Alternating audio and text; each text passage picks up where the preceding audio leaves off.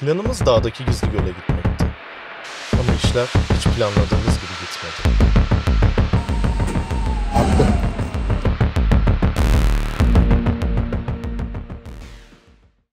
Herkese merhabalar.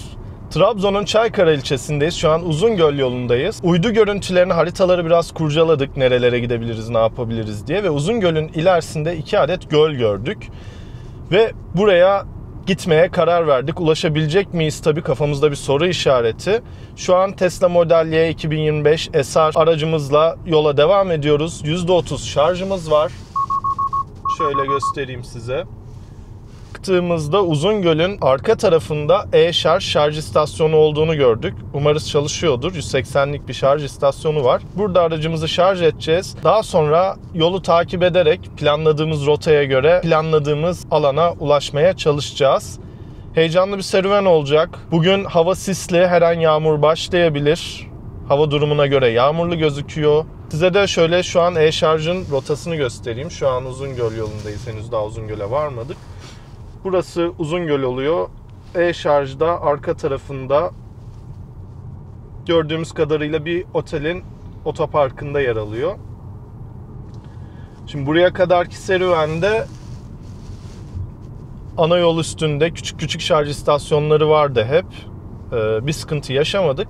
Bakalım bundan sonraki serüven nasıl devam edecek? Size de şöyle yolu göstereyim. Uzungöl yolu gerçekten çok güzel, kaliteli bir yol. Aynı zamanda çok da güzel bir manzara bize eşlik ediyor. Türkiye'nin çoğu yerinde böyle bir asfalt, böyle bir yol kalitesi yok.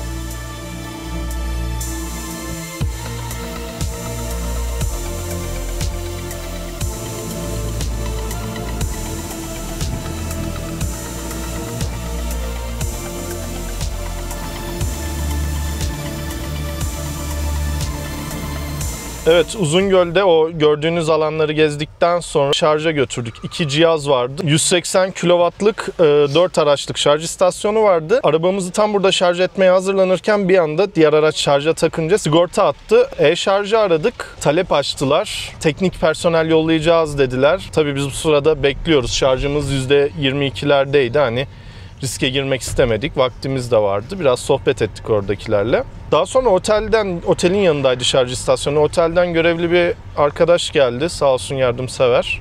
İşte yetkili bir iki kişiyi aradı. Ne yapabiliriz, ne edebiliriz diye. Birlikte cihazın kapağını açtık. Sigortayı açtık tekrardan. Bir deneme yaptık. Bir iki kere daha sigorta attı.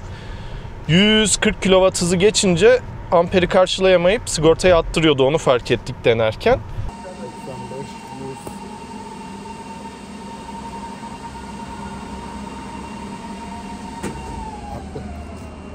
Daha zorlamayalım ya. Arabayı yakacağız. Yok, yanmaz. Personellerle falan da görüşünce telefondan teknik. Şu an siz kurcalamayın. Elektrik dağıtım gelip bir inceleme yapacak dendi. Biz de tekrar uygulamaya baktık. Aşağıda bir şarj istasyonu daha bulduk işte. Aşağıda dediğim yaklaşık 15 kilometre ileride. Şu an yokuş aşağı ineceğimiz için Rejen'le birlikte araç biraz şarj olacak. Yaklaşık herhalde %22-23'lerle oraya varırız diye umut ediyoruz. Gerginlik yok. Gerildin mi hiç?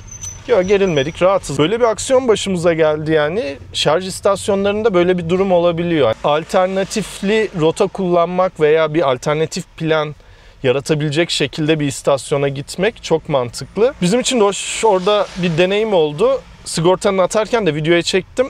Normalde o tamirat kısmında da bir çekeyim diye düşündüm de bu sırada da her şey üst üste gelir ya. Pocket 3'üm benim. Şu an çekim yaptığım. Kamera buğu yaptı. Onun paniğini yaşadım. Cihazı da, sensörünü de şey yapmayayım, nemden bozmayayım diye. Şimdi biraz geçti. Kısaca böyle bir deneyim de yaşadık. Heyecanlı bir an oldu. Yolculuğumuza devam ediyoruz. Birçok bu arada Uzungöl'de AC istasyon var. 11'lik, 22'lik. Zaten uygulamalardan girip bakabilirsiniz. DC yüksek hızlı olarak hani biz şarj etmek istediğimiz için orada bekledik. Hani orada olmasaydı en kötü ihtimal AC'nin birine takıp biraz beklerdik. Biraz buralarda gezerdik. Ama yine şarj sorunu yaşamadan yolumuza devam ederdik. Şimdi de dediğim gibi Bayburt Off yolu diye geçiyor. Bu Of'a doğru giden Çaykara'dan bir yol var. O yol üstünde şarj istasyonları var. Orada DC bir istasyon bulduk. Oraya doğru gideceğiz diyerek yolculuğa devam edelim. Gördüğünüz gibi yokuş aşağıya iniyoruz. Gitgide de kamera buğu oluyor. Bir şekilde bunu da çözmem lazım. İnşallah masraf çıkmamıştır bana. Tadım kaçar.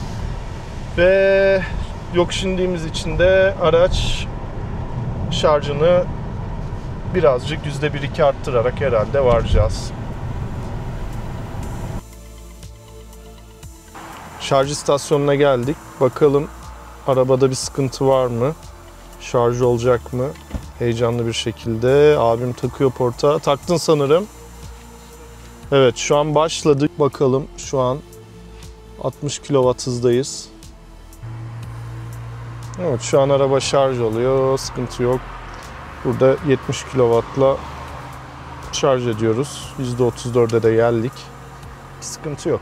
Yolumuza devam edeceğiz. Uzungöl'den devam ettik ve patikanın arasından yavaş yavaş bir Andizen Dağı'na doğru tırmanış gerçekleştiriyoruz. Önce haritadan göstereyim.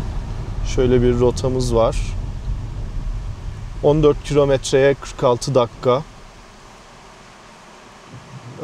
Şarjımız %60, varış şarjı %44 diyor. Dönüş iniş olacağı için o sırada şarj olur, %50 gibi bir şeyle dönersin diyor. Sağda bir dere var. Dağlarda yamaç gördüğünüz gibi. Yağmur hızlanıyor. Bu kadar yüksek tüketim değeri görmüş müydünüz? Şu an 664 watt saat kilometrede. Tırmanış halindeyiz yaklaşık 45-50 dakikadır. Bir 28 dakikalık 8 kilometre daha yolumuz var. Hava 15 derece yağışlı, hafif serin, buğu yapıyor, o yüzden klimayı da açtık. Tüketim değerleri böyle. Güvendiğimiz şey, şu an şarjımız %54. Güvendiğimiz şey dönüşte Reje'nin şarjı doldurması olacak. Varış şarjını tahmini olarak araçta %45 olarak gösteriyor. Odakladım kamera, emin değilim ama malum yoldan dolayı çok titriyoruz. Eşsiz güzellikte bir manzarayla yolculuğumuza devam ediyoruz şu an.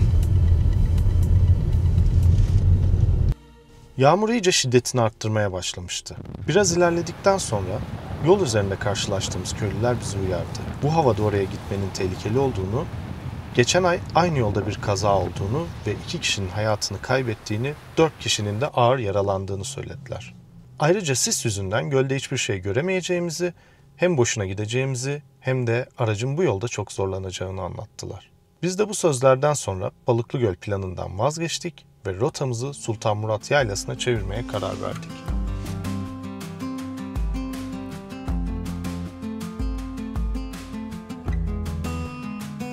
Balıklıgöl planı suya düşse de yeni rotada oldukça keyifli oldu.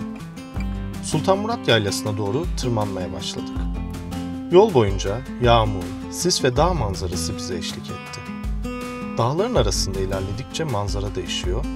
Sis bazen tamamen önümüzü kapatıyor, bazen de aralanıp yaylanın o büyüleyici manzarasını gösteriyordu. Yol, Karadeniz'in tipik dağ yollarından, yer yer dar, kıvrımlı ama her köşesinde yeni bir sürpriz var. Bir yanda yemyeşil ormanlar, diğer yanda bulutların arasında kaybolmuş tepeler.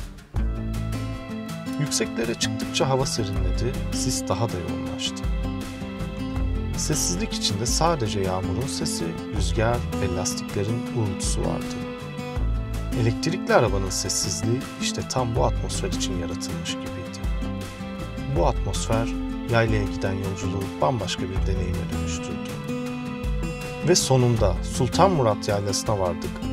Planladığımız göle ulaşamasak da bu rotanın bize sunduğu manzara ve yol hikayesi bütün aksiliklere değdi.